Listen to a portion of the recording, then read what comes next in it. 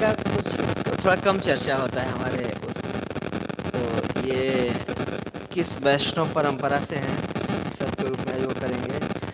तो जब नरोत्तम दास ठाकुर जी को वो भेजे थे श्री जीव गोस्वामी जी, तीनों का टीम बना करके कि जाइए आप लोग पुस्तक वितरण कीजिए। तो आगे गए तो श्रीनिवास आचार्य भी उसमें थे, उनका पुस्तक चोरी हो जाता है, बैलगाड़ी पे लेके जा रहे थे बक्से में। तो राजा वो कौन थे, वीर अम्बीर, वो चोरी करवा लेते हैं बक्सा, कोई सोचते हैं कुछ माल पानी रखा हुआ है। तो ऐसे राजा थे, दिन में राज काज करते थे, रात में लुटेरा का काम करते थे, और लूटने से जो आता था उसी से दिन में राज काज चलाते थे। इसके बाद फिर बाद में उन्होंने उनको भी वैष्णव बना दिया, बाद में उनको दीक्षा भी दिया, और दीक्षा देने में पूरे राज्य को अपना वो कर दिए थे, और पूरे राज्य में नियम लगा दिए थे कि 16 माला मतलब जप करना भगवान के नाम का, 16 माला नहीं जरूरी है। तो अनिवार्य रूप से सबको मतलब इनके सिपाही जाके चेक करते थे सब माला कर रहे हैं कि नहीं। तो पहला राज्य था जिसमें सबको करा दिया गया था नियम।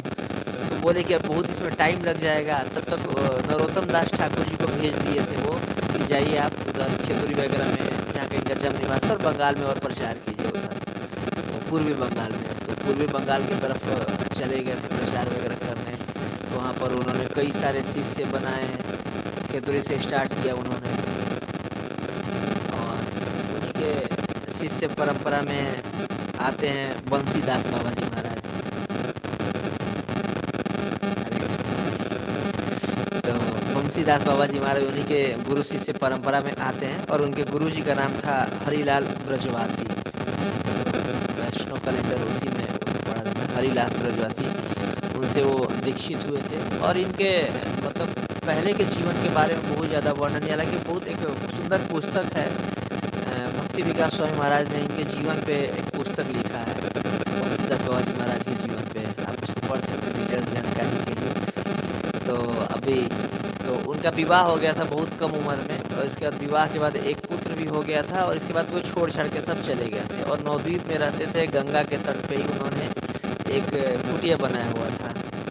और उस कुटिया में उनके पास कुछ विग्रह थे, गौर गदाधर का एक विग्रह था, एक निताई का विग्रह था, एक गोपाल के विग्रह थे छोटे विग्रह, और एक राधा कृष्ण के विग्रह थे। तो इनका सुबह से लेकर के शाम तक का बस यही काम होता था, उन विग्रहों से बातचीत करना, मतलब उनका सेवा करना, विग्रहों का सेवा करना। तो सुबह उठते थे, इसके बाद से जाते वगैरह थे, शौचालय क्रिया कर करके आते थे, नहा धो करके फिर जाते थे क्या करने के लिए, फूल तोड़ने के लिए। तो वही किसी गंगा के तट पे फूल वगैरह उगा रहता था, तो उसी जा करके फूल तोड़ के ला के माला बना के सबको पहनाते थे। इसके बाद फिर कुछ प्रार्थना करने के बाद फिर जाते थे भिक्षाटन करने। अब भिक्षाटन करके जा करके लाते थे, तब तक दोपहर तो ऐसे हो जाता था। इसके बाद फिर कुछ प्रार्थना वगैरह करते थे, तो शाम में कुकिंग करना चालू करते थे। इसके बाद शाम तक आराम से बना करके भोग तैयार करके लगाते थे। कभी कभी रात भी हो जाता था, और कभी कभी तो मतलब बना भोग लाए मांग करके भिक्षा, तब तक प्रार्थना ही कर रहे हैं, या उनको कीर्तन करके सुना रहे थे, या बातचीत कर रहे थे, उसी में पूरी रात बीत गई। तो अगले दिन सुबह सुबह बनाने लगे, कुकिंग करने लगे। मतलब उनके जीवन में समय का कोई वो नहीं था कि कब सुबह हो रहा है, शाम हो रहा है, दिन हो रहा है, दोपहर हो रहा है। तो अगले दिन सुबह सुबह भोग बनाने लगे। तो उनके गुरु महाराज ने बोला कि हाँ ऐसे करना चाहिए आपको, प्रातःकालीन देखिए आपके विग्रह हैं, इनको भोग लग गया, मतलब भूख लगता होगा, तो इनको प्रातःकालीन ऐसे ही बना करके आप भोग डेली लगाए कीजिए। सुबह सुबह 9 बजे ही उस दिन बनाने लगे थे वो। तो बोले अच्छा, तो बोले कि फिर ये आज का नहीं है, मतलब ये कल मैं बात करते रह गया था, एक्चुअली विग्रहों के लिए कीर्तन करते रह गया था, तो इसलिए मैं जल्दी वो कल ही ला दिया था भिक्षा, तो मैं आज बना रहा हूँ। बोले नहीं नहीं आपको ऐसा नहीं करना चाहिए। बोले क्यों नहीं करना चाहिए, इनके बाप का नौकर थोड़ी ना हूँ मैं कि इनके लिए मैं सब कुछ काम करूँ। अरे ये जो गदाधर है, चलो ये गौरांग जो है ये सन्यासी है, तो गदाधर इसके लिए बना के इसको खिलाए, और निताई है, इसको तो जात का कोई भरोसा नहीं है, पहले से ये अवधूत है, ये तो किसी घर जाके खा लेता है, कहीं भी जाके खा ले। इसके जो गोपाल है इसके लिए तो एक गाय आती है, वो दूध देती है, उसी से इसका काम चल जाएगा। और राधा कृष्ण है, ठीक है, इनके लिए तरकारी और भात, मैं 2 चीज़ बना दिया करूँगा। और मान लो कभी अगर नहीं जा पा रहा हूँ तो जा करके मांग के अपने, तो वृंदावन में के वो हैं पहले से ही मांग के खाने वाले, तो चुरा के भी खा लेते हैं, जाके अपना गुजर बसर कर लें। मेरे बस की नहीं है इनकी इतना सेवा करना, मैं कर देता हूँ, ठीक है मेरी इच्छा इसलिए कर दे रहा हूँ। तो उनका ऐसा भाव था उनके प्रति, विग्रहों के प्रति। तो कई बार वो जो वहाँ पर भक्तिविनोद ठाकुर जी का जो घर है वहाँ पर गौड़िया मठ में जाया करते थे वो। तो ऐसे घूमते फिरते चले जाते थे, तो किसी भी मतलब वो बेसिकली किसी को कभी भी डांट देते थे, कभी किसी का प्रेस करने लगते थे कि अरे आप तो महान हो, आप वो वासी हो, धामवासी हो, ऐसा ऐसा चरण को धूल दो। कभी किसी से कुछ नहीं बोलते थे, कभी किसी को कुछ मतलब कोई बात करने आता था गाली दे के भगा देते थे। तो ऐसे ही भक्त गौड़िया मठ में जाते थे तो कई बार प्रसाद लेकर के आ जाते थे, तो मतलब लोग कॉमन लोग उनको पागल की तरह समझते थे। तो भक्ति सिद्धांत सरस्वती ठाकुर जी महाराज ने अपने जितने भी उस वो थे ब्रह्मचारी थे सबको बोले हुए थे कि इनसे दूर रहना, इनसे कोई बातचीत नहीं करना है। तो उनको लगा कि ये पागल व्यक्ति है, मतलब बाबा जी है, ठीक है आ जाता है हमारे उसमें। तो एक बार पूरा मीटिंग बुलाया भक्ति सिद्धांत ठाकुर महाराज ने, सारे ब्रह्मचारियों को अपने समझाया, देखिए इनकी उतनी इतनी उन्नत स्थिति है कि कहीं आप लोग इनके प्रति चरणों में अपराध ना कर लो, इनकी स्थिति को ना समझ करके, और आप लोग भक्ति से ना पतन हो जाओ, इसलिए मैं आपको मना किया हूँ कि इनसे बातचीत नहीं करना। इनमें कमी नहीं है, ऐसा है कि हम इतने उन्नत नहीं कि इनके भाव को समझ पाएँ। और जब भी भक्ति सिद्धांत ठाकुर जी महाराज इनके कुटिया में इनसे मिलने जाया करते थे, इनसे आशीर्वाद लेने जाया करते थे कहीं प्रचार पे जाने से पहले, तो बोलते थे गौरांग महाप्रभु के, देख रहे हो तुम्हारा कोई बहुत प्रिय व्यक्ति मेरे से मिलने आ रहा है। तो बेसिकली चैतन्य महाप्रभु से, अपने गौर गदाधर और गौर निताई से अक्सर इनकी बातचीत हुआ करती थी, उनके लिए कीर्तन लिखते थे, गाते थे। और ऐसे ही एक बार की बात है, और ये जो अपने कुटिया था इनका, तो कुटिया में ये विग्रह रखा करते थे और कुटिया में कभी ताला नहीं लगाते थे। तो कोई भी कहता था कि भाई ताला वाला लगा लो, तो बोले कि ये जो भी इनके आसपास के लोग हैं और इनसे इनका विशेष प्रेम है, और ये तो पूरे दुनिया के मालिक है, अपने मेरे कुटिया को नहीं कंट्रोल कर सकते, इनके जिम्मा और इनके लिए बना के ला रहा हूँ, खिला रहा हूँ, भिक्षा मांग रहा हूँ, ये इतना भी नहीं कर सकते। तो किसी ने ताला दान दे दिया था कोई, तो उसकी 3 चाबी था, तो एक चाबी गौर को उसमें गले में लटकाए थे, एक निताई के और एक गदाधर के गले में। अपने पास चाबी तक नहीं रखते थे वो, कि कुछ नहीं रखना है। और संपत्ति के नाम पे उनके पास क्या था, किसी ने, कोई जमींदार ने 2 कटोरा दे रखा था पीतल का, और एक मिट्टी का कटोरा था, एक आरती दिखाने वाली वो थी, और एक घंटी था। यही उनकी संपत्ति थी, और अपने पास कुछ नहीं रखते थे। कोपीन पहन के रहते थे हमेशा। तो उनके गुरु कहते थे नहीं कुछ आप पहन लो, तो बोलते थे नहीं, गौर ने मना किया है कि अगर कोपीन पहना करूँगा तो कोई बाहर का व्यक्ति मेरे से मिलने नहीं आएगा। बाहर का व्यक्ति मतलब वो मतलब भगवान के बहिरंगा शक्ति के अंतर्गत रहता है, और बहिरंगा शक्ति या बहिरंगा शक्ति के अंतर्गत जो भी है उससे मेरे को नहीं मिलना है। तो इस वजह से मैं बाह्य वस्त्र कुछ भी नहीं पहनूंगा, बस अंतर वस्त्र, बस कोपीन पहन के रहूँगा। तो इस तरह से वो रहा करते थे। तो एक बार की बात है, वैसे ही वो घर छोड़ करके, खुला छोड़ करके जाते थे वो करने के लिए, भिक्षाटन करने के लिए। तो भिक्षाटन करने गए हुए थे, तो पीछे से आए, देखे तो अंदर का जितने सारे माल थे सारे गायब हो गए, कटोरा ही गायब था और कोई चुरा ले गया, खुला हुआ था ही। तो आकर के बोले कि देखो तुम लोग की जिम्मेदारी पे मैं दे गया था, चाबी भी तुम्हें दे गया था, और ताला भी ना मारे, ऐसा नहीं कि वो बंद करके ताला मार के चाबी देते थे, खुला छोड़ के कि ये ताला है, ये तीनों के गले में चाबी है, अपनी रक्षा तुम खुद करना, मैं जा रहा हूँ अपना काम करने, आप अपना काम करना, आपका घर है ये। तो वो कटोरा चोरी हो गया, आए देखे तो कटोरा है ही नहीं, अब किस में बनाया जाए। तो बोले ठीक है, अब तुम लोग की इच्छा, तुम लोग के खाने की इच्छा है ही नहीं, कटोरा चोरी करवा दिए, देखो तुम पूरी दुनिया के मालिक हो, और जो यहाँ के चोर है तुम लोग भी जाति से चोर हो। जो कृष्ण बलराम कृष्ण को बोले कि देखो तुम भी चोर हो, बचपन से ही चोराते रहे हो।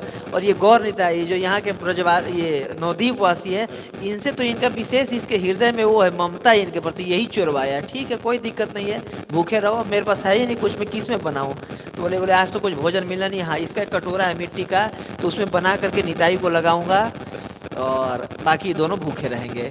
तो तब तक कोई और एक जो चोरी किए रहते हैं ला करके वो दे जाते हैं कटोरा। बोले ठीक है, ये गदाधर का कटोरा आ गया, अब गदाधर को भी भोग आज का मिल जाएगा।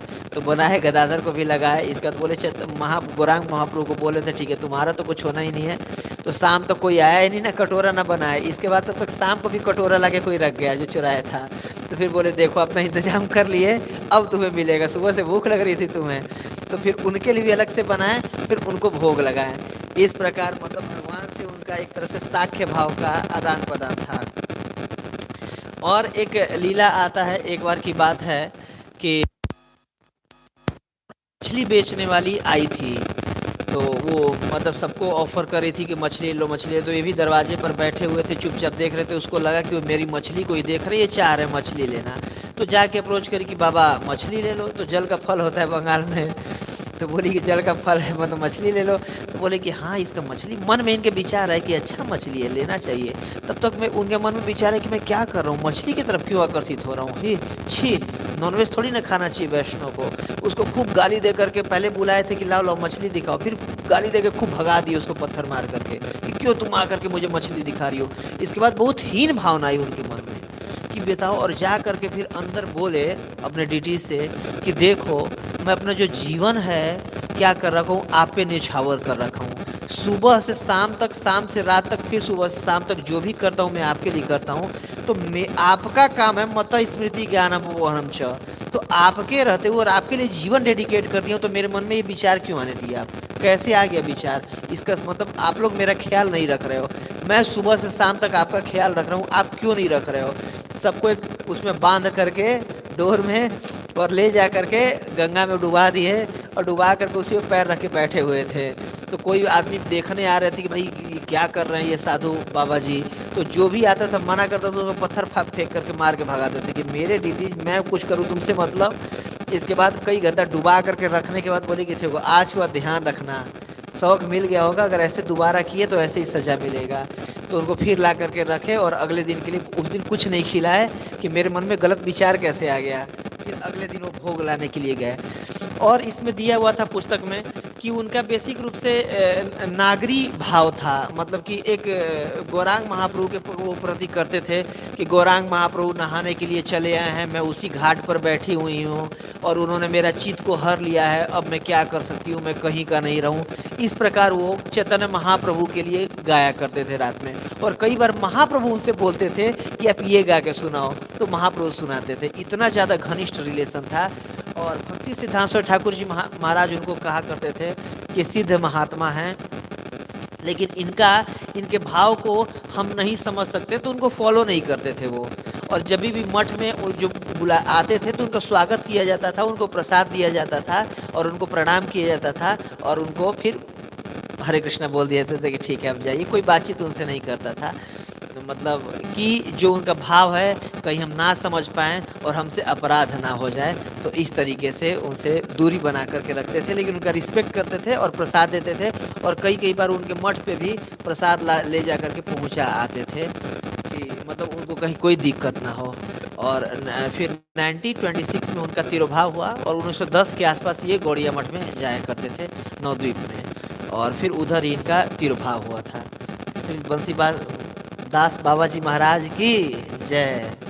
और एक रघुनंदन ठाकुर जी का आज तिरुभाव तिथि महामहोत्सव है।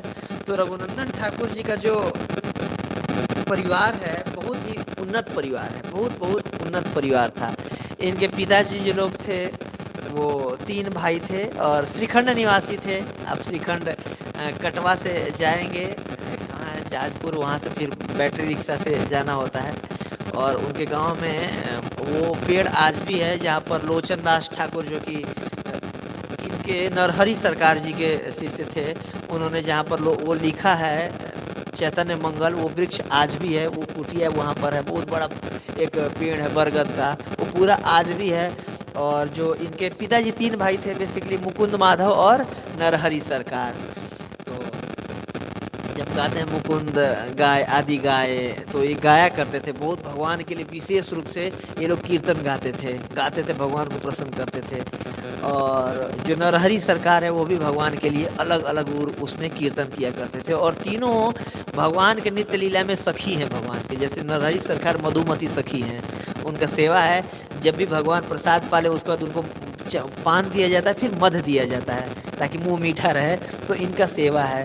तो ये ललिता और विशाखा सखी के साथ में रह करके ये तीनों भगवान के सेवा करते हैं, और यहाँ पर श्रीखंड में अवतरित हुए थे चैतन्य महाप्रभु के पार्षद के रूप में बन करके। और इसी में जो बीच के भाई हैं मुकुंद, तो मुकुंद के जो बेटे थे उनका नाम था रघुनंदन ठाकुर। और रघुनंदन ठाकुर मुकुंद जो थे ऐसे पेशे से डॉक्टर थे, वैद्य थे, और बहुत विद्वान थे, कीर्तन खूब बहुत सुंदर बहुत मधुर कीर्तन किया करते थे। और उन्होंने विवाह किया था। तो उनका जो पुत्र थे, एक पुत्र थे, उनका नाम था ये रघुनंदन ठाकुर। और वो बच्चा भी बचपन से ही बहुत गंभीर स्वभाव का था। तो उनका बच्चा का भी बचपन से ही ख्याति बढ़ रही थी। तो इनकी बचपन के लीलाओं में बेसिकली दो उसमें आता है, ये चेतन चरितामृत के मध्य लीला में वर्णन आता है। तो दो बेसिकली उसमें आता है, एक अभिराम ठाकुर जी का स्टोरी आता है। ये द्वादश सखा, बलराम जी के द्वादश सखा में से एक थे। और ये इनके पास एक चाबुक था, उसे प्रेम दिया, जिसको मार देते थे कृष्ण प्रेम मिल जाता था। और दूसरा, ये किसी को अगर प्रणाम कर लेते थे, किसी विग्रह को, और अगर विग्रह में सच में भगवान नहीं थे, श्री गौर भगवान की जय, कृष्ण भगवान की जय। तो जो विग्रह अगर भगवान नहीं हुआ करते तो विग्रह फट जाया करते थे, और मतलब इतना ज़्यादा वो थे। और किसी भी अगर वैष्णव को अगर प्रणाम कर लिए किसी व्यक्ति को और वो शुद्ध भक्त नहीं है तो उनकी मृत्यु हो जाती थी। इस तरीके से कई ये नित्यानंद प्रभु के भी बच्चों को जा करके प्रणाम करते थे। दो बच्चों को शुरू में किए थे तो उनकी मृत्यु हो गई थी। इसकी वजह तीसरा उनके पुत्र होने वाले थे, तो बिल्कुल जा करके नाव पे ही गंगा जी के पास ही बोल रखे थे कि जब भी आएंगे ये अभिराम ठाकुर, इनको आने नहीं देना है, इनको बोल देना, मना कर देना कि कोई नाव पे अपने नहीं चढ़ाएगा। लेकिन फिर भी तैर करके पार करके जाके, और क्योंकि उनके मित्र मतलब एक सखा का वो था, भाव था, तो प्रणाम करके आए और फिर उनके पुत्र वो हो गए, शरीर त्याग दिए, मर गए। तो इस प्रकार इन्होंने उनके बारे में भी सुना था, रघुनंदन ठाकुर के बारे में। तो अपने मतलब गांव से बहुत दूर पैदल चल के गए प्रणाम करने के लिए, कि मैं जा करके चेक करूंगा प्रणाम करके। तो गांव के जब बाहर से आ रहे थे तो सबको पता चल गया कि वो हो। और वैसे नहीं वो किसी को जाके प्रणाम कर देते थे, ऐसे भी उनको भी पता, मतलब कोई चेक करना होता था, ये किसी विशेष व्यक्ति को प्रणाम करते थे ऐसे। तो उनको लगा कि इस बच्चे के बारे में सुना हूँ, जा करके इसको भी टेस्ट करना है मुझे। तो पता लग गया कि वो आ रहे हैं। इसके बाद उनको गांव मतलब घर के कोने में छुपा करके ताला बंद कर दिया गया। सब लोग घर के बाहर निकले कि बच्चा तो है ही नहीं, कहीं आके प्रणाम कर लिए कुछ बच्चे को हो गया, मरा गया, तो डर था। तो इस प्रकार ये तीनों भाई मुकुंद, माधव, नरहरि सरकार ताला बंद करके और निकल गए घर के बाहर, की मतलब घर में आएंगे तो बाहर से मिल करके प्रणाम और राम करके उनको भेज देंगे, घर में तुमको आने नहीं देना है। तब तक समुद्र कुछ हुआ और किसी माता जी ने वो दरवाज़ा खोल दिया और बच्चा निकल करके चला गया। बच्चा निकल करके घूमने चला गया। ये वहीं पर गए थे जहाँ पर बाद में लोचन दास ठाकुर जी ने लिखा था उसको, चैतन्य मंडल को। तो वहीं पर वो बच्चे और बच्चे के साथ खेल रहे थे। तो वो जा करके बोले कि रघुनंदन कौन है? तो सारे बच्चे बोल दिए हाँ ये है रघुनंदन, ये है। बोले इधर आओ। रघुनंदन जी पास गए तो ये क्या किए, दंडवत प्रणाम किए उनको। दंडवत प्रणाम किए तो बच्चा देख रहा था इतने बड़े उम्र के ही मेरे को क्यों प्रणाम कर रहे हैं। बच्चा हंस रहा था, मुस्कुरा रहे थे रघुनंदन ठाकुर। ये फिर प्रणाम करके खड़ा हुए, बिल्कुल देखे कि ऐसे ही तो हंस रहा है। दोबारा प्रणाम किए वो, दंडवत प्रणाम करके देखे तो दोबारा हंस रहे थे कि इतने उम्र के, मेरे पिताजी की उम्र के क्यों प्रणाम कर रहे हैं। देखे दोबारा भी इसको कुछ हो ही नहीं रहा है। फिर तिबारा प्रणाम किए, फिर तिबारा में समझ गए कि ये शुद्ध भक्त है। इसके बाद फिर उनको आशीर्वाद दे करके आए थे। और दूसरा एक ये स्टोरी आता है जिससे पता चलता है, कंफर्म होता है कि हाँ ये शुद्ध भक्त है। और दूसरा आता है कि जब वो बालक 5 वर्ष के आयु के थे रघुनंदन ठाकुर जी, तो उनके पिताजी, उनके घर में एक विग्रह थे, गोपीनाथ जी के विग्रह, वो अभी भी विग्रह हैं। इनका घर है वहाँ से लगभग 1 आध किलोमीटर, और जहाँ पर वो वो जो एक मधु सरोवर है, मधु कुंड बनाए थे चेतन, उनके लिए, नित्यानंद प्रभु के लिए इन्होंने मधु कुंड बनाए थे। एक दिन नित्यानंद प्रभु ऐसे मांगने लगे थे कि प्रसाद पाने के बाद, इनके घर में प्रसाद पाए थे नरहरि ठाकुर के पास में, और बोले ठीक है मधु ला के मुझे पिलाओ। तो बोले मधु कहाँ से पिलाऊं मैं? अरे तुम क्यों नहीं ला के पिला सकते हो, तुम्हारा तो स्वरूप ही यही है। जब उनको बोले कि तुम्हारा स्वरूप यही है, तो एक तालाब था, तालाब को उन्होंने उंगली से स्पर्श किया तो तालाब का सारा पानी मधु बन गया था, और खूब मधु पिलाए थे वो उनको, नित्यानंद प्रभु को। तो वहीं पर बगल में उनका घर है, आज भी ये वो मधु सरोवर है और मधु कुंड, और आज भी उनका दोनों भाई का घर है वहाँ पर। और वहाँ पर 3 विग्रह हैं, उसमें से एक विग्रह ये गोपीनाथ जी का आज भी वहाँ पर हम दर्शन कर सकते हैं। अभी हम लोग नवदीप गए थे तो गए थे दर्शन करने के लिए, छोटे से विग्रह हैं। तो एक बार की वो उनको बोले कि देखो बेटा, मैं आज जा रहा हूँ किसी काम से, वैद्य थे, वैद्य का काम था, कोई बीमार है तो मुझे सुबह ही जाना पड़ रहा है, और तुम देखिए और रोज़ देखते ही हो कि मैं कैसे भोग लगाता हूँ, आरती करता हूँ। और ये जो विग्रह हैं, ये खास विग्रह हैं। मेरे पिताजी इसकी पूजा किया करते थे, मेरे दादाजी इनकी पूजा किया करते थे, दादाजी के भी पिताजी इनकी पूजा किया करते थे। तो 3 का तो वर्णन है, ऐसे बोले बोले हैं वो। तो ये मेरे खानदानी हमारे विग्रह हैं और हमारा कार्य है, क्योंकि हमारे घर के अंग हैं ये, मतलब फैमिली मेंबर हैं एक तरह से। तो इनका भरण पोषण करना हमारा कर्तव्य है। तो रोज़ मैं भोग लगाता हूँ दोनों टाइम। तो आज मैं जा रहा हूँ, तो आपकी माताजी जब बनाएंगी तो आप इनको भोग लगा दीजिएगा, क्योंकि हमारे घर के परिवार के अंग हैं। तो जैसे सब लोग पाते हैं तो इनको भी हमें खाना खिलाना है। तो बोले ठीक है, वो चले गए। इसके बाद इनको बोल के गए। और ये बहुत हम लोग लीला सुने होंगे, हर बार सुनते हैं, लेकिन फिर भी ऐसे आचार्यों के जीवनी को याद करेंगे तो कुछ कृपा मिलेगा, इसलिए मैं दोबारा उसको रिसाइट कर रहा हूँ। आज सबको पता ही होगा। तो वो चले जाते हैं। इसके बाद फिर वो उनकी माताजी जब भोग तैयार करके देती है कि ले जाओ भोग लगाओ, तो ले जाके भोग लगा करके वैसे ही जैसे पिताजी को देखे हुए थे रोज़ का काम था। जैसे प्रभुपाद जी उसमें लीलामृत में लिखा हुआ है कि कई बार घंटी बजता था, आवाज़ आता था टन टन टन टन, तो हमारी नींद खुलती थी। तो नींद खुलती थी जब गौर मोहंडे पूजा कर रहे होते थे, तो हम भी जाके वहाँ बैठ जाते थे, तो हमें भी प्रसाद, उसके बाद प्रसाद मिलता था। तो वैसे ही भी अपने पिताजी को देखे हुए थे। वैष्णव लोग तो था ही, पर भगवान की नित्य लीला में सब सखी हैं। तो जा करके भगवान के पास रख करके भोग लगा दिए कि अब भाई भगवान आइए पा लीजिए। प्रार्थना वार्थना कर दी, तो देखे तो अब आ ही नहीं रहे हैं। तो बोले कि भाई ये आज पिताजी नहीं आएंगे, आपको लग रहा है पिताजी आके लगाएंगे? तो नहीं, आज मैं ही हूँ, मेरे को ही बोल के गए हैं और मैं ही आज भोग लगाऊंगा, तो आके पा लीजिए अब। तो आ ही नहीं रहते, वो बिगड़ थोड़ी पाते तो है नहीं, मतलब वो तो अंगानी यश से सकलेंद्र वृत्ति मानते हैं कि आंखों से पा लेते हैं। तो उनको लगा कि अब वो जैसे हम खाते हैं आकर के हाथ से, वैसे ही खाएंगे तो खाना हुआ। तो बोले कि अब देखिए, अब उन्होंने ही मेरे को बोल के गए हैं और कोई दिक्कत नहीं है, आप पा लीजिए, कोई दिक्कत नहीं, आप ही के लिए सारा ये। तो फिर भी अगर नहीं आ रहे तो उनको लगा कि अगर आज भोग नहीं लगाऊंगा, पिताजी बोल के गए हैं तो आएंगे तो फिर पिटाई उटाई हो जाएगा। तो लगे रोने वो कि देखिए अब मुझे बोल के गए हैं पिताजी, अब नहीं पा रहे हैं, आप प्रसाद भोग नहीं लगा रहे हैं, अब ऐसे कैसे हो गया, अब देखिए खाना तो हमको पड़ेगा ही। अब पिताजी बोल के गए हैं, लगे रोने। तो देखिए कि भाई अब ये बच्चा, भगवान को लगा कि ये बच्चा मानेगा है नहीं, ये उठने को तैयार ही नहीं। और मैं भगवान तो नेत्रों से पा चुके, भगवान तो पा चुके थे, लेकिन उनको लग ही नहीं रहा था कि पाए हैं। तो उनकी प्रसन्नता के लिए क्या किए भगवान, पूरा लड्डू खाने लगे और पूरा भोग पा गए। जितना भी मतलब बना के उनकी माता जी थी सारा पा गए। तो उनको लगे कि हाँ अब पा गए, पूरा थाली खाली हो गया। तो खाली थाली वो उठा करके लेके आए, तो माता जी को दिए कि खाली था, मतलब थाली खाली हो गया। तो माता जी को भी आश्चर्य हुआ, कैसे थाली खाली हो गया? और इतना ज़्यादा तो ये 5 वर्ष का ये खा नहीं सकता है। मतलब ऐसा हो कि मान लो चोरी करके खा गया हो, और ये मतलब इसका स्वभाव से ना ये झूठ बोलता है ना ये चोरी करता है, क्योंकि बचपन से भी रोज का कार्य मतलब। तो ये लगा चलो ठीक है। अब माता जी ने तो कुछ ध्यान नहीं दिया। पिताजी सामने आए, बोले भोग लगा दिए थे? हाँ लगा दिया था। बोले भूख लगा हुआ है, प्रसाद ला लेके आओ। वो भी बाहर का नहीं पाते होंगे, हम लोग जैसे होंगे। तो वो बोले कि प्रसाद लेके आओ, तो बोले कि वो तो प्रसाद तो है ही नहीं, भगवान सारा पा गए। बोले भगवान पा गए? कैसे हो सकता है ऐसे, भगवान पा गए? बोले नहीं नहीं, मैं देख रहा था भगवान सारा, आपने तो कहा था भगवान को खिला देना, खिला दिया सारा। तो बोले भगवान को खिला दिया। उनको भी यही लगा कि देखो ये मेरा बेटा झूठ तो बोलता नहीं है, और ऐसे चीटिंग करके ही खाया भी नहीं होगा। तो उनको आश्चर्य लगा, तो उन पर डाउट हुआ। लेकिन तो बोले कि ठीक है दोबारा लगाओ। तो अगले दिन ही ऐसे हुआ, और वो लगा रहे भोग, और लगाए भोग, भगवान बोले आके पालो। और फिर भगवान बोले कि आज भी नहीं मानेगा, भगवान पाने लगे।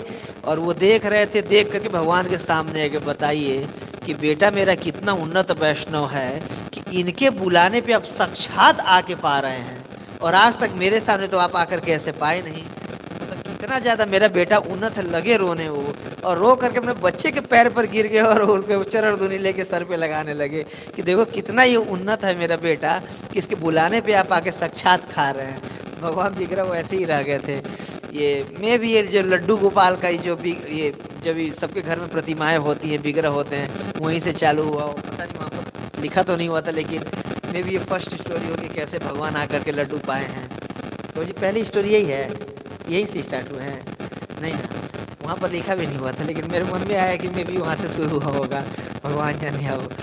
तो इस प्रकार भगवान डायरेक्ट उनके हाथ से मतलब उनके भोग स्वीकार किए थे। और चैतन्य महाप्रभु कई बार जब मिलते थे इनसे पूछते थे कि आप में से पिता कौन और पुत्र कौन है। तो मुकुंद कहा करते थे ये पिता है और मैं पुत्र हूँ। क्योंकि इनके बुलाने पे भगवान डायरेक्ट आकर के इनके हाथ से खा लेते हैं, और मेरे बुलाने पे तो भगवान ऐसे आते नहीं है। तो ये उम्र में तो मेरे पुत्र हैं, लेकिन सच में ये मेरे पिता है, मैं इनका पुत्र हूँ। इस तरीके से महान आचार्य, महान वैष्णव थे। और कंदर्प मंजरी, वो भगवान के नित्य लीला में, कृष्ण लीला में कंदर्प मंजरी हैं, और द्वारका लीला में भी पार्टिसिपेट करते हैं। ये कंदर्प उनके एक पुत्र के रूप में पार्टिसिपेट करते हैं द्वारका लीला में, और वृंदावन लीला में कंदर्प मंजरी के रूप में भगवान का सेवा करते हैं। ये श्री रघुनंदन ठाकुर के जय। और अब आते हैं चेतन चरितमृत पे, ये जो प्यार दिया गया है, आदि लीला चैप्टर 5 श्लोक 6 से 10 तक। हमारे टेम्पल में ये जो आचार्यों पे ये प्रवचन आज का होना था, सीसी पे नहीं होना था, और पंजाबी भाग में भक्ति असर वैष्णव महाराज जी का ये दोनों आचार्यों पे आज लेक्चर होना था।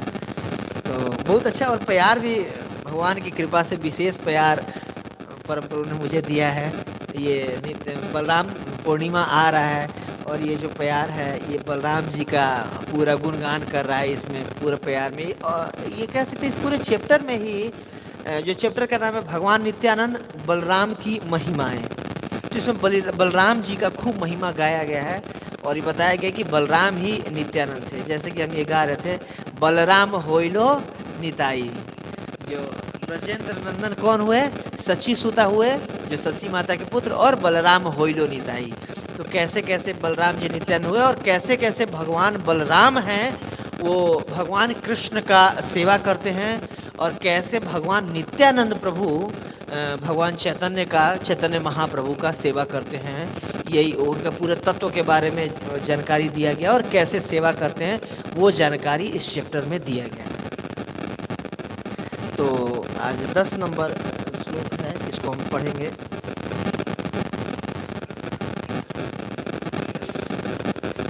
ठीक है, तो हम इसको अब रिपीट नहीं करेंगे, और मैं ये सारा प्यार यहीं शुरू करता हूँ, यहीं से 6 नंबर से ना, 6 नंबर से। से कृष्ण नवद्वीपे श्री चैतन्य चंद्र, से बलराम संगे श्री नित्यानंद। तो इसका अनुवाद इस प्रकार है, वे मूल भगवान कृष्ण नवद्वीप में श्री चैतन्य महाप्रभु के रूप में प्रकट हुए, और श्री बलराम उनके साथ नित्यानंद प्रभु के रूप में प्रकट हुए। जो महाप्रभु थे चैतन्य, ये भगवान श्री कृष्ण नवद्वीप में प्रकट हुए महाप्रभु के रूप में, और नित्यानंद प्रभु बलराम जी प्रकट हुए हैं। अगले उसमें कह रहे हैं 7 नंबर में, संकर्षणम कारणम तोयम साई गर्धर्व साची चयपयोब्दिसाई शेषस्य यस्यास कला च नित्या नंदाख्य रामः शरणम ममास्तु।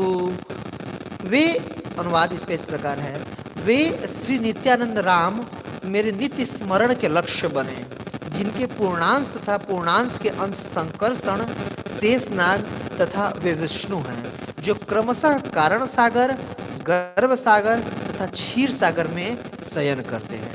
इसमें छोटा सा तात्पर्य है, श्रवण कीजिएगा।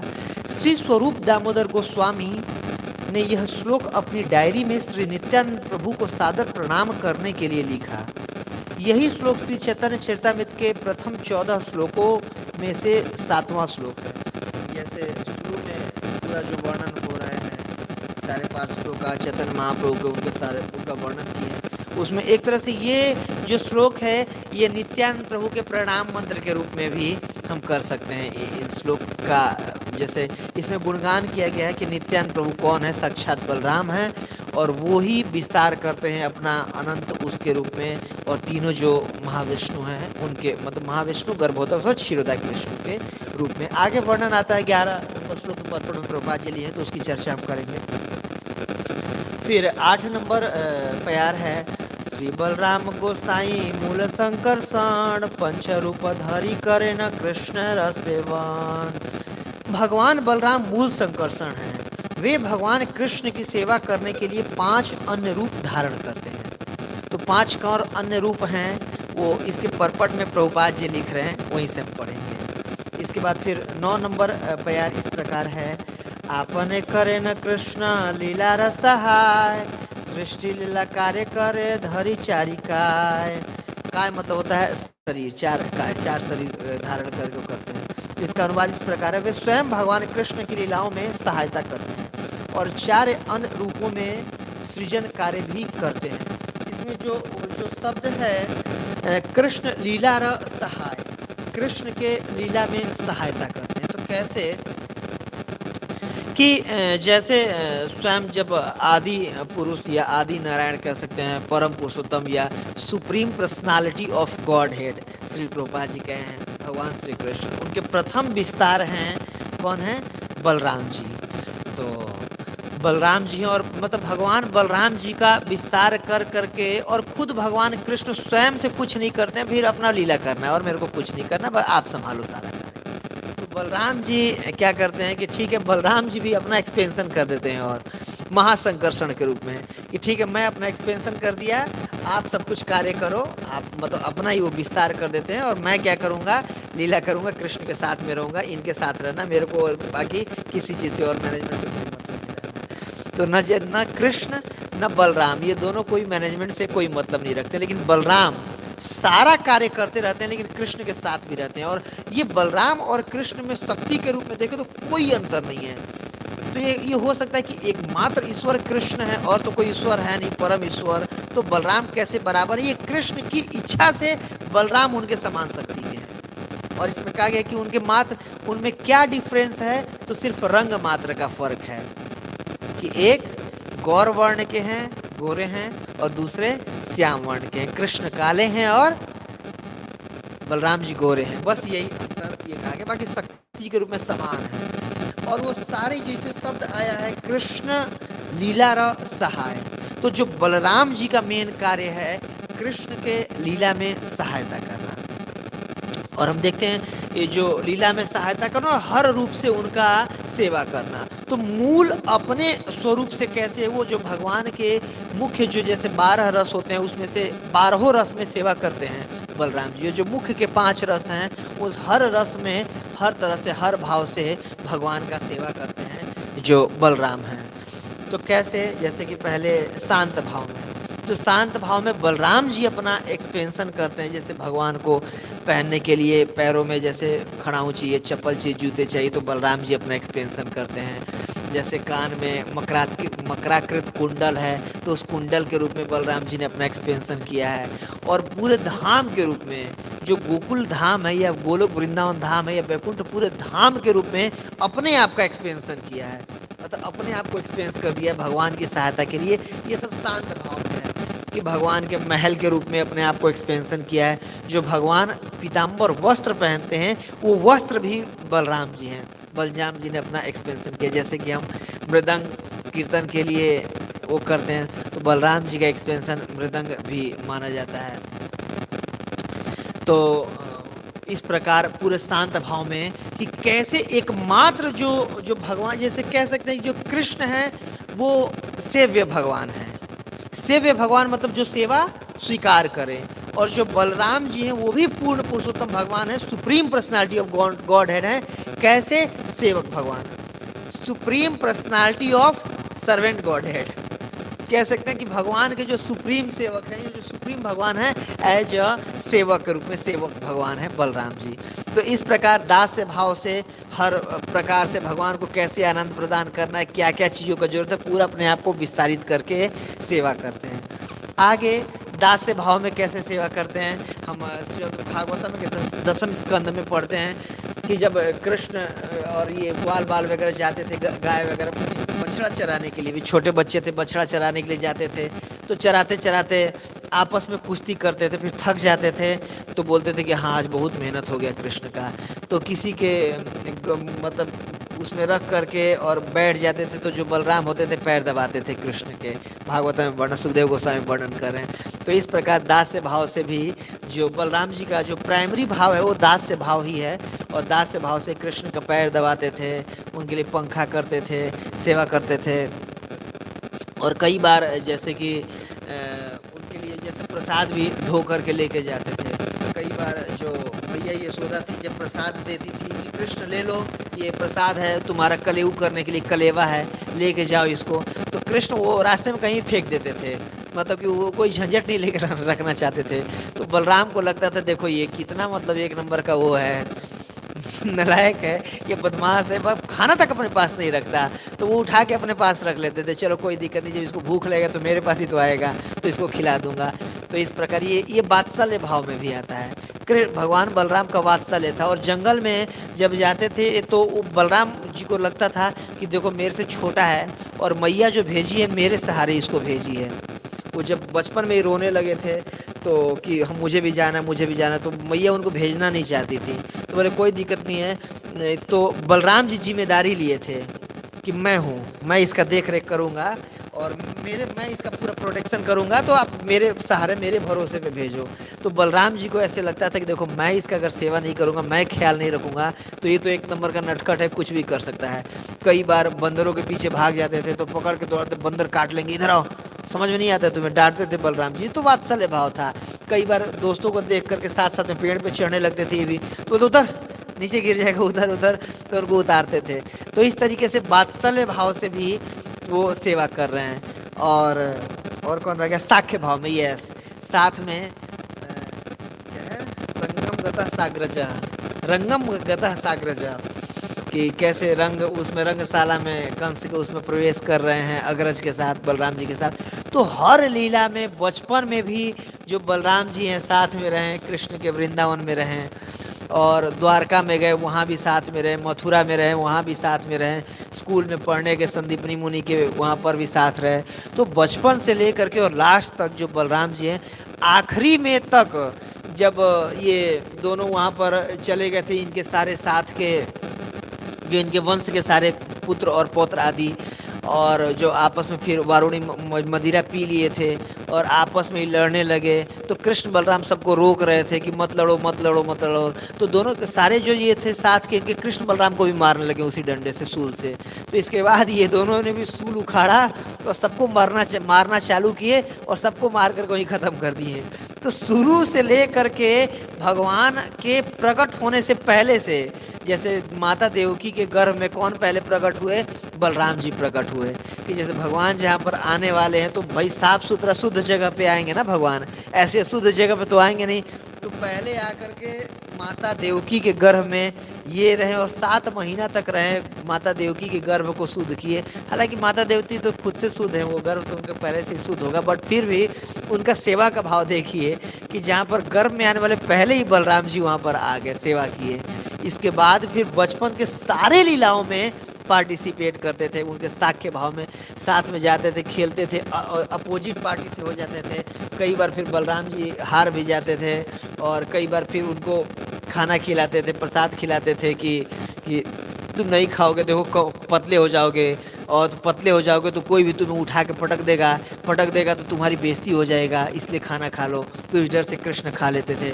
कई बार वात्सल्य भाव में कई बार कृष्ण कहीं जाते थे चोरी करके, चुराने के लिए माखन, तो उनको समझाते थे, देखो मुझे तुम्हारी कितना चिंता हो रही है, तुम ऐसे लोगों के घर में जाते हो, चोरी करते हो, सब तुम्हें जान जाएंगे तुम चोर हो, और जब जान जाएंगे सब लोग चोर हो तो तुम्हारी शादी भी नहीं होगी, इसलिए तुम्हें समझा रहा हूँ मैं, अभी बच्चे हो, मैं बड़ा हो गया हूँ।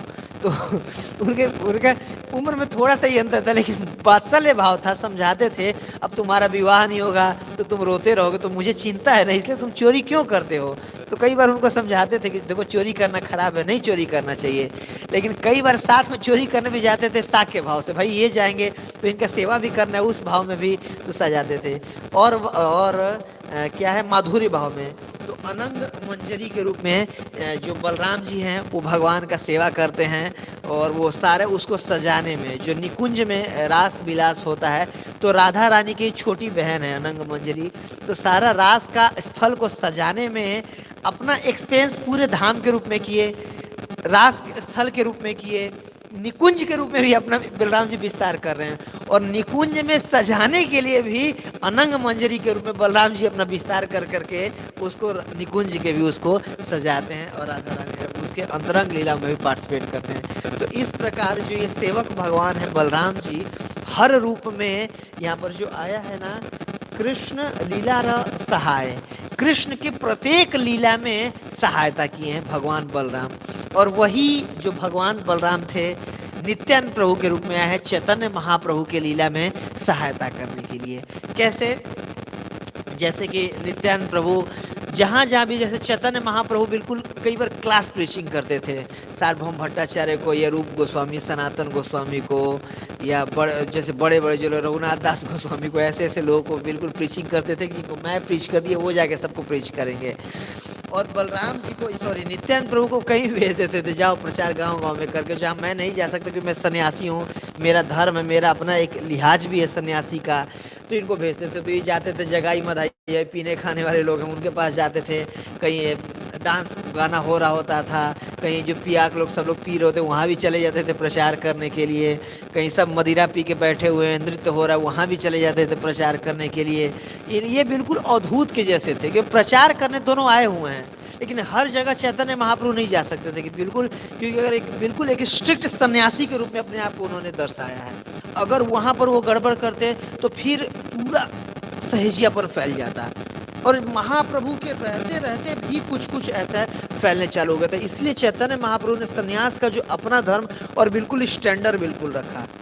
और साथ में ये सन्यासी भी, ये नित्यानंद प्रभु भी सन्यासी थे, और इन्होंने भी बिल्कुल अपना सन्यास धर्म कुछ नहीं मानते। भाई जैसे चैतन्य महाप्रभु कर रहे हैं, संकीर्तन का विस्तार करना है, चलो को मैं सन्यासी हूँ लेकिन मैं कुछ भी करूँगा, लोग मुझे सन्यासी ना माने, अवधूत माने, कुछ भी माने, मेरे को मानने दो, जैसे ये चाह रहे हैं वैसे मैं करूँगा। तो चैतन्य महाप्रभु उनको कहीं भी प्रचार के लिए भेज दिया करते थे। और बाद में फिर क्या किए चैतन्य महाप्रभु, इनको बोले कि अब जा करके विवाह कर लो। अब देखिए आधा उम्र से ज़्यादा हो चुका था, पहले से ही 20 साल बड़े थे ये, और लगभग 50, 55, 60 साल की अवस्था हो चुका थी। इसके बाद महाप्रभु क्या बोल रहे हैं कि अब बंगाल में प्रचार करो, यहाँ आने की कोई ज़रूरत नहीं है, और अब जाओ विवाह कर लो। तो उनको आश्चर्य हुआ कि बताओ, मैं बचपन से सन्यासी हूँ, इनके मतलब जन्म लेने से पहले से ही मैं सन्यासी हूँ, इन्होंने तो विवाह करके बाद में सन्यास लिया, मैं तो बाल ब्रह्मचारी के बाल सन्यासी हूँ। और इसके बाद अब मुझे कह रहे हैं कि प्रचार वो करो, विवाह करो जाकर के। क्यों? क्योंकि बंगाल में पूरा जाकर के प्रचार करना था। तो प्रचार के लिए चाह चैतन्य महाप्रभु ने इनको आज्ञा दिया था। और हर साल क्या करते थे, ये लोगों को शिवानंद सेन के साथ पार्टी बना करके लेके जाते थे 4 महीना के लिए, जो वहीं पर रहते थे, और जो भगवान का रथ यात्रा निकलता था दर्शन करने के लिए। तो महाप्रभु ने मना कर दिया, आपको आना नहीं है। और देखिए नित्यानंद प्रभु बीइंग अ सन्यासी, मतलब सन्यासी को जैसे कोई भी ब्रह्मचारी चलिए विवाह कर लिए तो कहा जाता है कि ठीक है, जो गृहस्थ आश्रम है ब्रह्मचारी के आश्रम से ऊपर है कर सकते हैं विवाह, लेकिन सन्यासी तो विवाह नहीं कर सकता ना। लेकिन फिर भी महाप्रभु के प्रसन्नता के लिए, संकीर्तन आंदोलन को बढ़ाने के लिए, जैसे यहाँ पर है ना, कृष्ण लीला र सहाय, लीला में सहायता करने के लिए कुछ भी करने को बिल्कुल महाप्रभु, मतलब नित्यानंद प्रभु या बलराम जी रेडी थे। विवाह कर लिए, रेवती से वसुधा से विवाह फिर करते हैं, विवाह करके फिर अलग अलग जगह पर जा करके प्रचार करते हैं, कई गृहस्थों में जाकर, क्योंकि चैतन्य महाप्रभु स्त्रियों से दूर रहते थे, दूरी बना के रहते थे, वो जाकर के प्रचार नहीं कर सकते थे। लेकिन फिर नित्यानंद प्रभु को आज्ञा दिया, जाइए अब घर घर जाइए, स्त्रियों को प्रचार कीजिए, बच्चों को प्रचार कीजिए, विवाहित लोगों को प्रचार कीजिए, पीने खाने वाले लोगों को प्रचार कीजिए, सही सब लोगों को प्रचार कीजिए। और नित्यानंद प्रभु जा करके प्रचार करते हुए यहाँ पर कहा गया है कि कृष्ण के लीला में हर तरीके से सहायता करते हैं। और इसके बाद फिर 10 नंबर का श्लोक है, सृष्ट आदिक सेवा तार आज्ञा पालन से स्वरूप करे कृष्ण विविध सेवन, कि विविध रूप से कृष्ण का सेवा करते हैं बलराम जी या फिर नित्यानंद प्रभु, चैतन्य महाप्रभु। और आगे आएगा कि वो भी सेवा करते हैं लक्ष्मण भगवान राम का, जैसे भगवान जब राम प्रकट हुए तो लक्ष्मण के रूप में प्रकट हुए जो बलराम जी हैं, जो और उस रूप में देखे जो कि बहुत भगवान को कष्ट उठाना पड़ा है। छोटे भाई थे, कुछ बोल सकते नहीं थे, और भगवान कैसे कैसे कार्य करवा लेते थे बलराम जी से, बीइंग सेवक। और ये ऐसे सेवक कि बिल्कुल कुछ भी भगवान के लिए करने के लिए रेडी। कि जैसे देखिए एक उदाहरण जैसे मैं लेता हूँ, जब इनको वनवास का आज्ञा दिया गया भगवान राम को, तो अब ये जा करके बोले कि कैसे राम को आज्ञा दे दिए वनवास का। ये अब जाके दशरथ जी को पहले खूब सुना करके आए कि आपने कैसे आज्ञा दे दी, आप स्त्री लंपट हो रखे हो, स्त्री के चक्कर में पड़ रखे हो, और उनको कैसे आज्ञा दी है, तो तलवार निकाली हो मारने के लिए कि आप बूढ़े हो गए हो, आपका कोई वो नहीं है। तो भगवान राम इनको समझाते हैं कि आप ऐसा क्यों करो, छोटे होकर के, मतलब आप उनके पुत्र हो, और पुत्र होकर के पिता के रूप में ऐसा सोचना आपको शर्म नहीं आ रहा। खूब डांटते हैं, बोलते हैं जाओ क्षमा मांगो, माता से क्षमा मांगो और पिताजी से क्षमा मांगो। तो जाके क्षमा मांग के आते हैं वो। तो देखिए वो उनको ये कष्ट, भगवान राम का कष्ट उनसे देख देखा नहीं जा रहा था, फिर भी वो गए उनके साथ में, और वो इस तरीके से वनवास का कष्ट। और लास्ट में जो देखिए सबसे ज़्यादा कष्ट तब हुआ जब सीता माता को बोला गया, अब सब कुछ कराने के बाद कि आप आइए, तो रावण के पूरे राज्य में पालकी से सीता माता आ रही थी, और बीच में फिर उनको बोले कि नहीं, उनको बोली कि पालकी से उतर करके आए। तो लक्ष्मण जी को बोले कि जाके बोल के आओ कि पालकी से उतर के आए। तो लक्ष्मण जी को बहुत आश्चर्य हुआ कि भाई ये पूरी पृथ्वी के राजा हैं आप, पूरी पृथ्वी के राजा की रानी है, राज रानी है, और सबके सामने करोड़ों वहाँ पर असुर लोग खड़े हैं, करोड़ों बानर खड़े हैं, कोई राज रानी पैदल चल के आएगी, कितना बेइज्जती की बात है। चलो ठीक है, जाके बोल दिए। आ रही थी आगे, इसके बाद बोले कि उनको पूछ जाके बोलो कि मैं इनको स्वीकार नहीं करूँगा, अग्नि में चली जाइए, स्वीकार इनको मैं नहीं करूँगा, ये चाहे तो किसी के पास भी जा सकते हैं। 5 उनको ऑप्शन उनको दे दिए। तो बोले उनको, लक्ष्मण जी को भगवान बोले कि जाके बोल के आओ कि मैं इनको स्वीकार नहीं करूँगा, 5 ऑप्शन दे रहा हूँ, किसी के साथ भी रह लें। तो लक्ष्मण जी को लगा कि मतलब मैं छोटा हो गया हूँ तो क्या क्या करवाएंगे मेरे से ये, और कितनी बड़ी चीज़ है कि बताइए। वो उनका मुँह भी नहीं देखती थी, और इतना सहायता, मतलब उनके लिए करोड़ों बानरों का वध हुआ, करोड़ों असुरों का वध हुआ, और मैं 18 नील तो सेनापति थे, मतलब इनके उसमें कितने बंदर होंगे, और सब कुछ मरवाने के बाद सब कुछ, और बोल रहे कि मैं इसको स्वीकार नहीं करूँगा, तो किए ही क्यों, इतना कष्ट क्यों उठाना पड़ा, शक्ति बाण लगा, आप मूर्छित हुए, मैं हुआ, ये करना ही क्यों था। बोले नहीं, आप जाके बोलो, छा करके बोल के आए। इसके बाद सीता माता बोली कि जब यार भगवान स्वीकार नहीं करेंगे तो मेरे जीवन का क्या फायदा, तो अब चीता लगाओ। तो अब लक्ष्मण जी को लगा कि वो भगवान राम से जाके पूछे, तो बोलो भगवान ना बोले हाँ ठीक है लगा दो चीता। तो जाकर वो अपने बिल्कुल रो रहे थे, क्या क्या सेवा करना पड़ रहा है। चीता लगाए, और चीता में फिर जाके दूसरी सेवा, मतलब सीता वापस आई, और आखिरी में जो वो धोबी के बोलने के बाद ये देखिए, जब फिर से भगवान राम को कहना हुआ कि मतलब सीता को मैं परित्याग करूँगा, तो लक्ष्मण को बोले कि लक्ष्मण ले जाओ सीता को और वन घुमाने के लिए, और वहीं छोड़ के आ जाना। और देखिए अब लक्ष्मण जी के कितना बड़ा सेवा है ये, मतलब सेवा भाव की पराकाष्ठा है ये, कि जो सीता माता भगवान इतना प्रेम करते हैं, सीता माता भगवान से इतना प्रेम करती हैं, सीता माता गर्भवती हैं, और इस बीच में ले जा रहे हैं, बोल रहे हैं कि जाओ इनको जंगल घुमाने, वही जंगल में छोड़ के आ जाना। तो बोले नहीं देखो मेरा आज्ञा, तुम जाओ। भगवान गंभीर हो जाते थे बोल करके। तो इसके बाद ले गए सीता माता को। सीता माता बोल रही थी देखो देखो लक्ष्मण, हम यहाँ पर आते थे, ये हम जंगल के समय देखे थे, देखो देखो कितना अच्छा जंगल ये लग रहा है, ये सरोवर कितना अच्छा लग रहा है। और जो लक्ष्मण जी अंदर अंदर रो रहे थे कि बताओ यही मैं इनको छोड़ के मैं जाने वाला हूँ, कुछ देर बाद इनसे बोलूँगा कि आपको यही रहना है, भगवान ने आपको निष्कासित कर दिया है कि दोबारा आपको भगवान स्वीकार नहीं करेंगे, आपको देखना भी नहीं भगवान नहीं चाहते हैं। अब ये मेरे मुँह से भगवान राम बुलवाना चाहते हैं। और ये लक्ष्मण जी का ये सेवा देखिए, सेवा। तो इस बार फिर ये सोच लिए थे कि अब जाकर सीता जी माता जी से तो बोल दिए कि भगवान ने आपको निष्कासित कर दिया है, भगवान आपका मुख भी नहीं देखना चाहते हैं क्योंकि आपके कैरेक्टर पे शंका है। और सोचिए किस मुंह से वो बोल रहे होंगे माता सीता जैसे एक सती और पवित्र स्त्री को कि भगवान को आपके चरित्र पे शंका, इसलिए आपको अस्वीकार कर दिया है। इस बार सोचे थे कि अब कुछ भी होगा दोबारा छोटा नहीं बनूंगा, बड़ा भाई बन के आऊँगा। कम से कम उनकी खुद भी इतना कष्ट उठा रहे हैं। देखिए ऐसा नहीं था कि बलराम जी को या लक्ष्मण जी को खुद से कष्ट हो रहा था, भगवान को कष्ट में नहीं देखना चाहते हैं। ये एक सेवक का सेवा भाव होना चाहिए कि जब भी भगवान राम को कष्ट में देखते थे तो लक्ष्मण को कष्ट होता था। तो ऐसे नित्यानंद प्रभु को पता है कि चैतन्य महाप्रभु आए हैं पतितों का उद्धार करने के लिए हरिनाम संकीर्तन के रूप में, तो इनके लिए कुछ भी करने को मैं रेड बीइंग सन्यासी में विवाह करने को रेडी हूँ। लोग कुछ भी बोले कि अरे सन्यासी था विवाह कर लिया, एक के बदले 2 विवाह कर ले, कोई दिक्कत नहीं, बोल लेने दो। ये यहाँ पर खाते पीते लोग हैं, तुम सन्यासी हो गए क्या कर रहे हैं, कोई दिक्कत नहीं, बोल लेने दो। मेरे प्रभु गौरांग महाप्रभु चैतन्य महाप्रभु चाहते हैं कि मैं इस तरीके से प्रचार करूं, तो मैं इस तरीके से करूंगा, जो वो चाहें वो मैं करूंगा। और आगे इस श्लोक में लिख रहे हैं अनुवाद में, वे सृष्टि कार्य में भगवान कृष्ण के आदेशों का पालन करते हैं और भगवान शेष के रूप में वे कृष्ण की अनेक प्रकार की सेवा करते हैं। और इसके तात्पर्य में प्रभुपाद जी लिख रहे हैं कि कैसे जो भगवान जो बलराम है अपना पहले अनंत उनके रूप में महासंकर्षण के रूप में अपना विस्तार करते हैं, फिर महासंकर्षण जो होते हैं अपना जो क्वाड्रपल है वो चतुर्व्यूह है, अनिरुद्ध, प्रद्युम्न, संकर्षण और वासुदेव उसमें अपना विस्तार करते हैं। फिर द्वितीय संकर्षण दूसरा चतुर्व्यूह विस्तार करते हैं, फिर नारायण आते हैं, फिर उनसे फिर जो सृष्टि कार्य के लिए इन रूप से सारा आध्यात्मिक जगत का क्रिएशन करते हैं, सारा आध्यात्मिक जगत का मैनेजमेंट करते हैं और सारा आध्यात्मिक जगत पर वो करते हैं, मेंटेनेंस करते हैं। कौन? बलराम जी अपना एक्सपेंस करके इनसे, और महासंकर्षण के रूप में। और पृथ्वी भौतिक जगत का सृष्टि इत्यादि करने के लिए, सृष्टि पालन और संहार करने के लिए महाविष्णु के रूप में विस्तार करते हैं।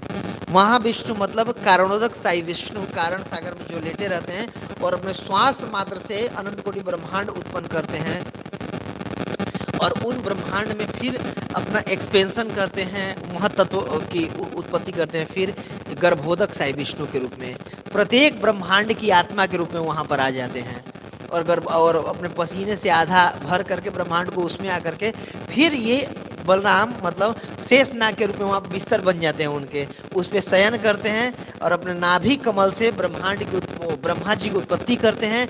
ब्रह्मा जी फिर सारे जीवों की उत्पत्ति करते हैं और प्रत्येक जीवों के हृदय में क्षीरोदक साई विष्णु के रूप में या चैत्य गुरु के रूप में प्रत्येक जीवात्मा के अंदर वास करते हैं, ताकि जो ये सब अलग होकर के आए हुए दोबारा से वापस जा पाए। जो बलराम जी ये आदि गुरु हैं, हाथ में अपने बलराम मतलब वो लिए रहते हैं, हल लिए रहते हैं, और हल का क्या कार्य है? कर्षण करना, जैसे जोतना।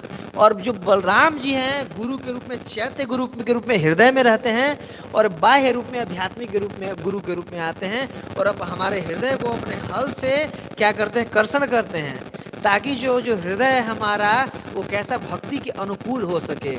और एक्सटर्नल गुरु के रूप में आकर के देखिए कृष्ण का किस प्रकार सेवा कर रहे हैं। गुरु के रूप में आते हैं, शिष्य को दीक्षा भक्ति लता बीज देते हैं और बीज को फर्टाइल करने के लिए अंदर से चैत्य गुरु के रूप में उनको सहायता कर रहे होते हैं और फिर उनको एक्सटर्नल गुरु के रूप में, शिक्षा गुरु, दीक्षा के गुरु के रूप में वो श्रवण कीर्तन का व्यवस्था करते हैं। जैसे प्रभुपाद ने वो बोला है कि हम इस्कॉन संस्था बनाए हैं कि जीवों को मौका मिल सके श्रवण और कीर्तन करने का, तो वैसे गुरु के रूप में ये बलराम जी अपना एक्सपेंशन करते हैं और श्रवण कीर्तन का व्यवस्था करते हैं, ताकि हम श्रवण कीर्तन कर सकें और भक्ति लता बीज को और स्फुरित कर सके और फिर से भगवान को धाम लेके जा सके। तो देखिए बलराम जी की क्या सेवा है, सारा कृष्ण के पर्सनली लीला में मेंटेन वो सहायता करना, सारा आध्यात्मिक जगत का सृजन करना, मेंटेनेंस करना, आध्यात्मिक जगत के सारे जीवों का मेंटेनेंस करना, भौतिक जीवन जगत का क्रिएशन करना, मेंटेनेंस करना और फिर अनंत शेष के रूप में पूरा प्रलय करना भी इन्हीं की सेवा है। भौतिक जगत का मेंटेनेंस करना, बनाना और एंड करना, सारा का सारा बलराम जी का सेवा है। और पांचों जो प्रलय है उसके कारण, जैसे कि जो अंत में प्रत्येक जीवात्मा जो वहाँ पर से आ गया है, क्योंकि कृष्ण चाहते हैं कि मेरे जीव मेरे पास रहें, मेरे साथ रहें, तो उसके लिए भी बलराम जी अपना एक्सपेंशन करते हैं चैत्य गुरु के रूप में, जो परमात्मा क्षीरोदक साई विष्णु, बाहर दीक्षा गुरु, शिक्षा के गुरु के रूप में, और कर्षण करते हैं, हृदय को साफ करते हैं बिल्कुल, ताकि हमारा हृदय वैसा हो सके कि हम भक्ति कर सके, आगे बढ़ सके और भक्ति करके क्या है ब्रह्मांड गोलोक भेदी जाए, भक्ति लता बीज हमारा श्रवण कीर्तन जल से सींच सके, हम भौतिक जगत से आध्यात्मिक जगत वापस जा सके। तो हर तरीके से, हर रूप में, हर भाव में, और जैसे कहते हैं शेष मतलब सारा का सारा सेवा कर देते हैं, कोई और सेवा शेष रह ही नहीं जाता है कृष्ण का। मतलब भगवान का सारा सेवा शुरू से लेकर के लास्ट तक बलराम जी के रूप में करते हैं, जो बलराम जी का ये सेवा अलग अलग रूप में अपना विस्तार करके, और गौर लीला में नित्यानंद प्रभु के रूप विस्तार करके चैतन्य महाप्रभु की सारी सेवा की है। वही पूरे चैप्टर में उसी का वर्णन होगा। हरे कृष्णा। किसी कोई प्रश्न वगैरह है तो व्यक्तिगत रूप से पुरुष ने, क्योंकि समय हो चुका, प्रभु जी क्षमा कीजिएगा, ठीक है। जगत गुरु श्रील प्रभुपाद की जय, चैतन्य चरितामृत की, नित्यानंद प्रभु की, बलराम जी की जय। हरे कृष्णा। श्री रघुनंदन ठाकुर जी की जय, श्री बंशीदास बाबा जी महाराज जी की जय। हरे कृष्णा।